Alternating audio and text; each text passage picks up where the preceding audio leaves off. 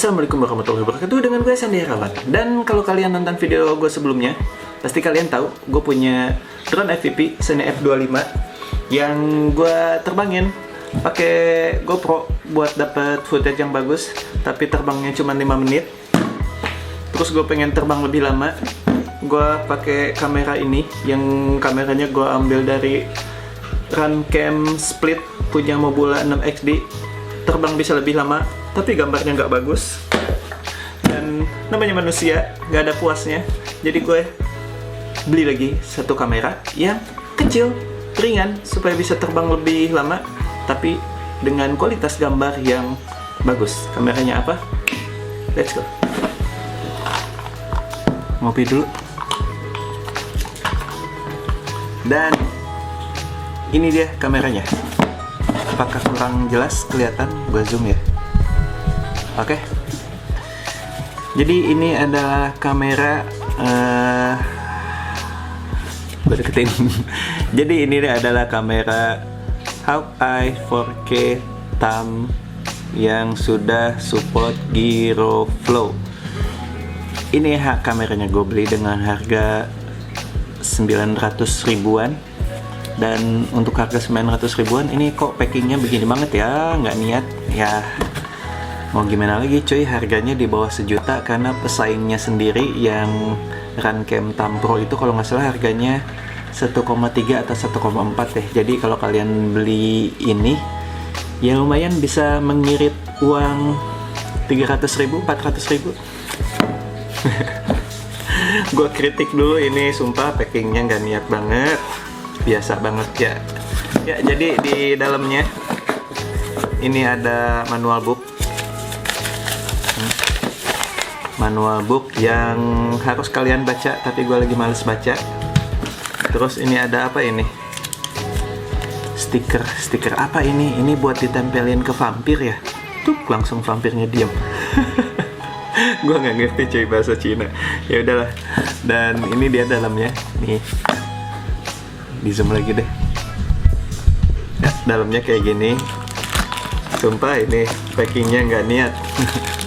Dia menekan budget packingan, menekan budget buat dus supaya harganya bisa ditekan jauh lebih murah kali ya.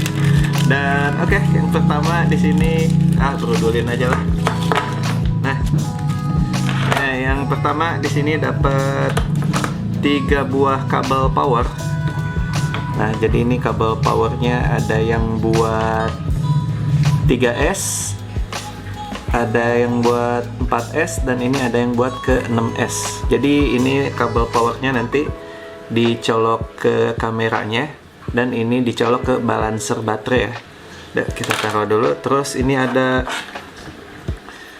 kabel apa ini? Ini ada kabel jack 3,5 mili ke USB Type-C nya. Ini ada 2, ada yang hitam dan ada yang kepalanya warna merah. Yang hitam ini nggak ada apa-apanya, yang merah ini ada tulisannya. Ini buat, kayaknya ini buat ke DJI nih, ada tulisannya nih, DJI, kebaca nggak sih di kalian? Nah pokoknya ini di kertas ini, kertas atau apa ini putih-putih, ada tulisan DJI, ini buat ke DJI. Dan terus ini ada konektor lagi, sepertinya konektor ini converter ya. Jadi kemungkinan, nah ini dicolok ke kameranya, terus ini buat konverter ke sini, colok ke sini. Nah, dan ini adalah jack RCA. Ini bisa biasanya sih adanya di TV ya, dicolok ke belakang TV atau apa ya, mungkin seperti itu. Terus ini ada apa disebutnya ya? Ini ada sebuah controller. Nih, controllernya kayak gini doang dari PCB. Ini ada 5 tombol. Ada tombol up, right, left. Ini enter, dan ini down. Ini mungkin buat pengaturan si kameranya. Terus ini kameranya, dan oke, nggak ada lagi. Singkirin. Dan kameranya kayak gini. Sumpah ini kamera kecil banget, sesuai namanya ya, Hawkeye TAM 4K. Bener-bener TAM, ukurannya seukuran jempol cuy. Tuh. Tuh ukurannya seukuran jempol. Dan ini ini dia pakai pelindung lensa, bisa dicopot. Nah, yang gue lihat di reviewer bule sih ini tuh ada dapat ND filternya ya harusnya. Kok ini gue nggak ada ya? Ya nggak tahu lah. Mungkin yang dapat ND filternya paketannya lebih mahal. Ya, tampilannya seperti ini. Di sini ada lensa kameranya, terus di sini ada tombol. Ini tombolnya buat ngerekam atau buat ganti mode. Terus di sini ada apa ya, semacam buat ke mounting. Tapi kok ini kecil banget ya buat ke mountingnya. Dan oke, ini di bagian belakangnya ada 2 buah colokan atau konektor. Terus di sini ada tulisan TAM 4K. Nah, yang ini untuk ke kabel power ini ya. Ini buat ke power, di sini colok, dan yang satu lagi ini buat controller pengaturannya nih, buat ini nih. Jadi sebelum terbang kalian mau setting-setting ya tinggal ini colok, setting-setting pakai ini, tek, selesai ya cabut lagi, langsung record. Dan ini bagian sini udah ada port buat micro SD. Jadi kalau kalian mau ngerekam ya pastinya harus ada micro SD. Ini tinggal dicolokin dulu ke sini. Terus di sini ada port buat USB Type C. Ini kemungkinan buat ke monitor.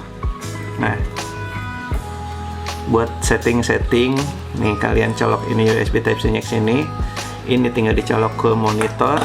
Ini dicolok ke sini ya, pokoknya seperti itu, power nyala. Nah, nanti kalian setting-settingnya tinggal pencet-pencet dan lihat ke monitor ya, pastinya begitu. Oke, ini secara tampilan ya seperti ini. Build quality-nya ini bahannya dari plastik. Kalau yang gue lihat dari gambar-gambar sih, kelihatannya kayak plastik ringkih gitu ya, kayak kok bahannya kayak kelihatan jelek gitu. Tapi ternyata begitu datang, ini plastiknya lumayan kokoh loh. Tuh. Jadi plastiknya plastik yang bahannya ringan-ringan gini, tapi ini menurut gue ini lumayan kokoh. Nggak seperti kelihatannya ya. Ya kalau kalian ngelihat gambar-gambar gitu di marketplace, ngelihatnya mungkin menilainya kayak gue, kok bahannya kayak ringkih ya. Ternyata enggak cuy, bahannya ini lumayan kokoh tuh. Dan karena ini dudukan buat mountingnya ini kecil banget, jadi kuat gua tuh. Nah, ini tuh gede. Nah, ini kekecilan. Untungnya gua jeli, kelihatan di gambarnya kecil, jadi gua udah beli. Nah, ini buat beli mountingnya. Nanti ininya si kameranya tinggal dipasang di sini. Oke, ini mountingnya pas banget. Jadi kayak gini.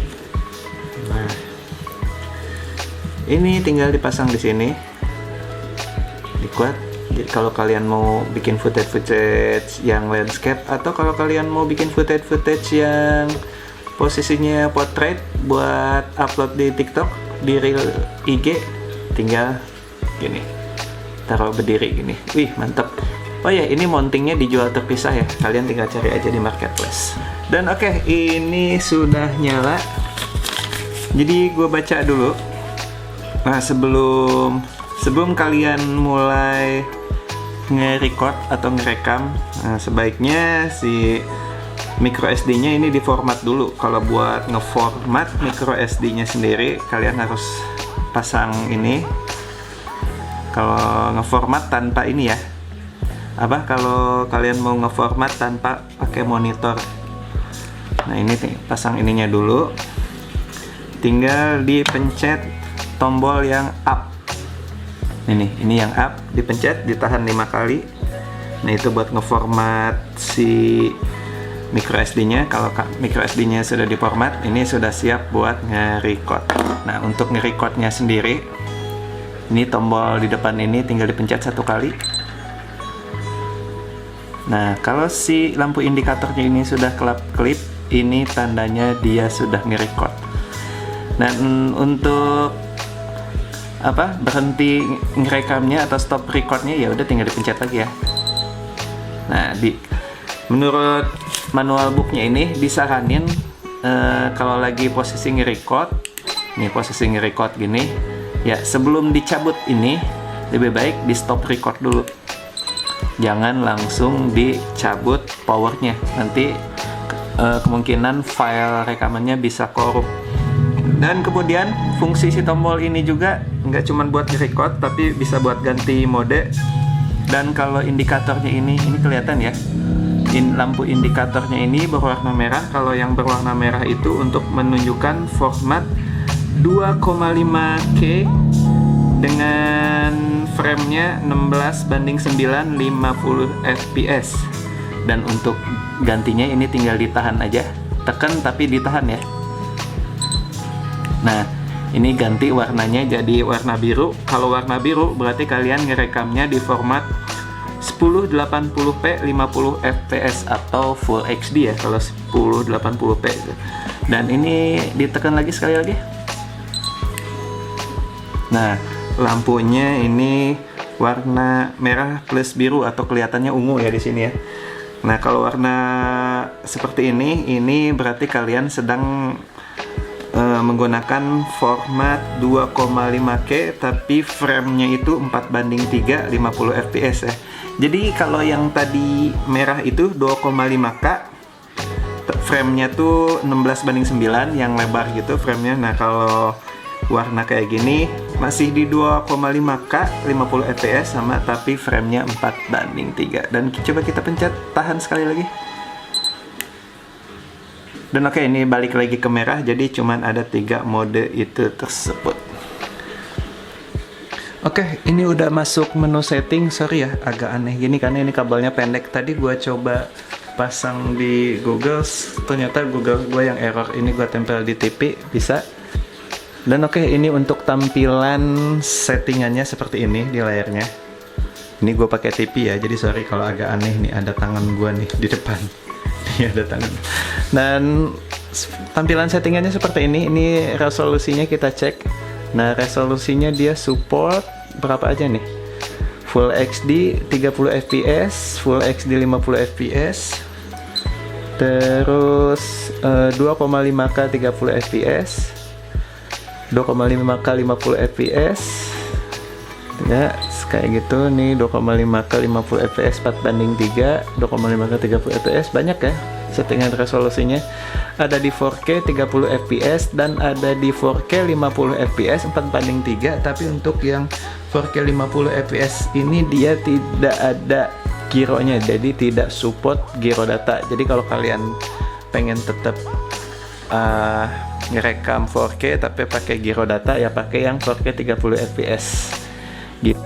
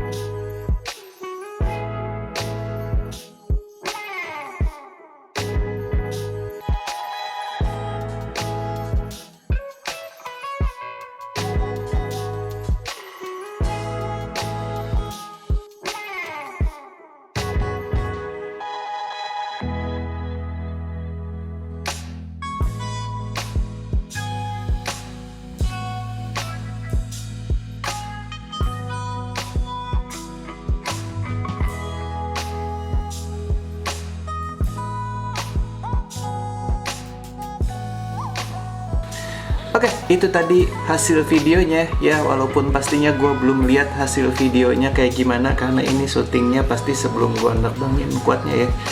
Dan kesimpulannya, gue kesimpulan secara singkat aja ya, tanpa menyimpulkan hasil videonya. Jadi untuk si Hawkeye Stam 4K ini secara desain sih ya desainnya biasa ya, nggak ada yang menarik menurut gua.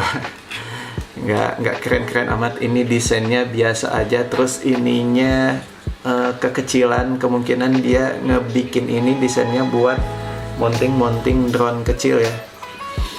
Ya, jadi menurut gue ininya terlalu kekecilan sehingga gue harus beli ini lagi mountingnya. Terus yang sangat gue sayangkan sih ini cara setting kameranya. Ini cara setting kameranya itu menurut gue ribet ya.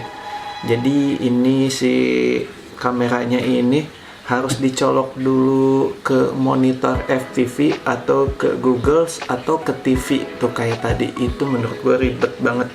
Kenapa nggak bikin aplikasi aja ditambah WiFi atau Bluetooth yang bisa dikonekin ke handphone, jadi kita bisa nyetingnya ke handphone gitu. Itu kan lebih praktis ya dibanding harus nyolok-nyolok ke monitor ya. Kalau punya monitor, kalau nggak punya monitor FPV gimana gitu. Atau kalau Google-nya yang dipakai itu nggak support buat video AVI ya, yang tadi kuning ini, yang buat kayak gini nih. Kalau si Google-nya nggak support ya gimana gitu. Masa harus tiap nyeting colok ke TV ya, ribet. Tapi kemungkinan fitur-fitur itu dihilangkan ya, balik lagi ya, untuk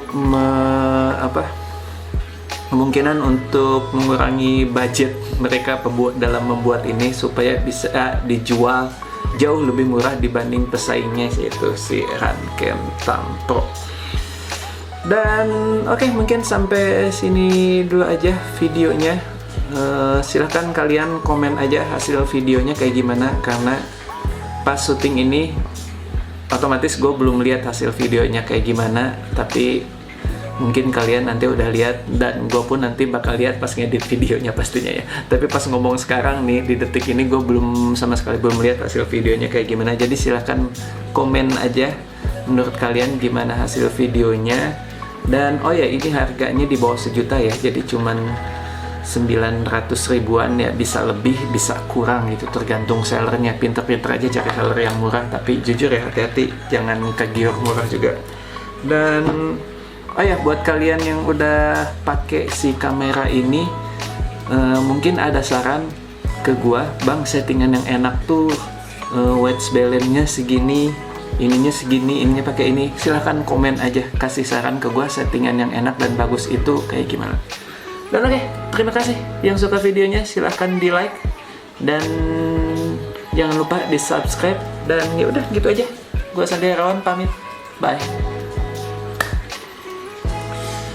Aduh, pengen buru-buru ngetes, cas baterai dulu.